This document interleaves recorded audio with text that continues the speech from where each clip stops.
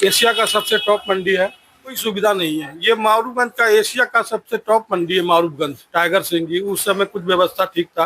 पूरे हिंदुस्तान के कोने कोने से माल आते हैं। जिंसों की तेजी मंदी, आयात निर्यात की जानकारी, उद्योग व्यापार संबंधी एक्सपो प्रदर्शनी की हर खबर से रखे आगाह। देखते रहें।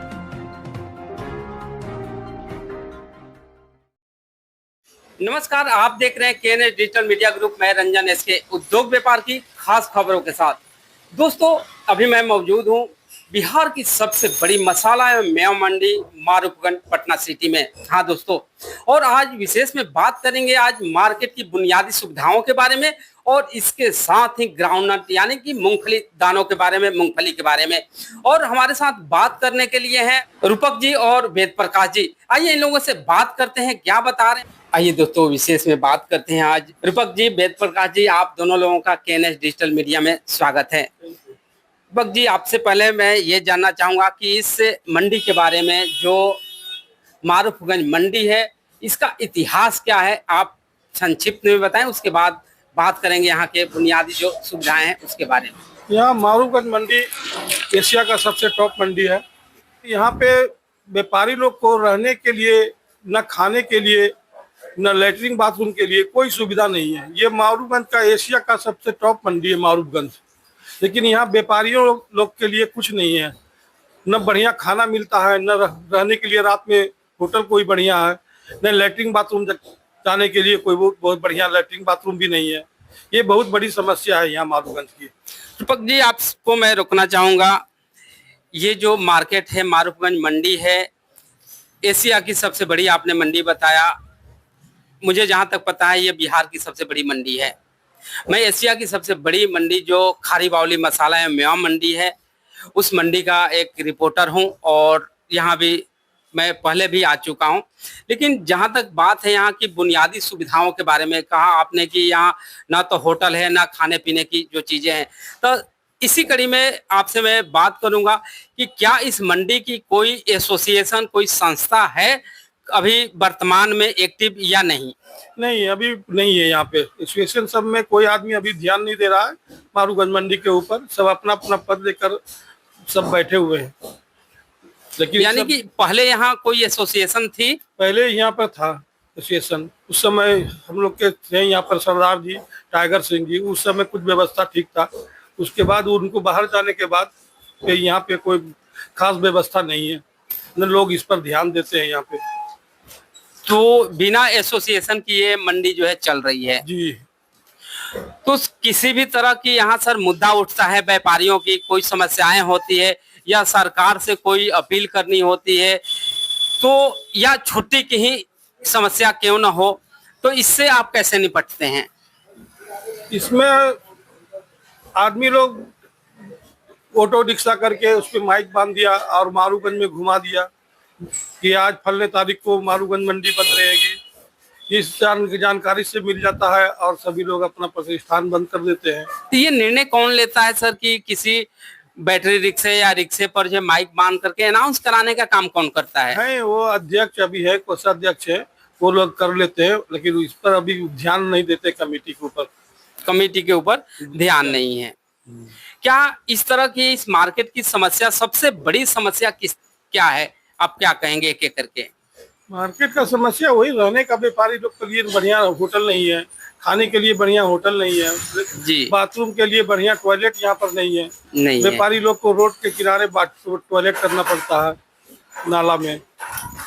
इस संबंध में कभी आपके जो यहाँ के जनप्रतिनिधि हैं, यहाँ के जो विधायक हैं या सांसद हैं या जो मंत्री हैं, क्या अप्रोच यहाँ के व्यापारियों ने की? कारण कि यहाँ जो आप व्यापार करते हैं उस व्यापार से एक मुस्तैद राशि जो है गवर्नमेंट को जाती है। जी, हम लोग बराबर विधायक सांसद जो है उन लोग को बोलते कि हाँ हो जाएगा, व्यवस्था करेंगे, होगा। इसी तरह क्या जनप्रतिनिधि आपके मार्केट में कभी आते हैं? इस तरह के प्रोग्राम आप कराते हैं जिसमें वो आते हैं? यहाँ पर मारूफगंज में बड़ी देवी जी हैं जी, जो पटना की सबसे बड़ी देवी जी कहलाती है। वो उनका जब स्थापना होता है तो वो लोग आते हैं। उस समय बोलते भी हैं कि हाँ होगा सब कुछ, यहाँ पर लैट्रिन बाथरूम भी बनेगा, बढ़िया व्यवस्था होगा। जी, सर आश्वासन कान की मिलता है। जो सबसे ज्यादा देश को चलाने वाली जो इकोनॉमी की रीढ़ है वो व्यापारी हैं। देश के जितने भी व्यापारी हैं वो एक रीढ़ है।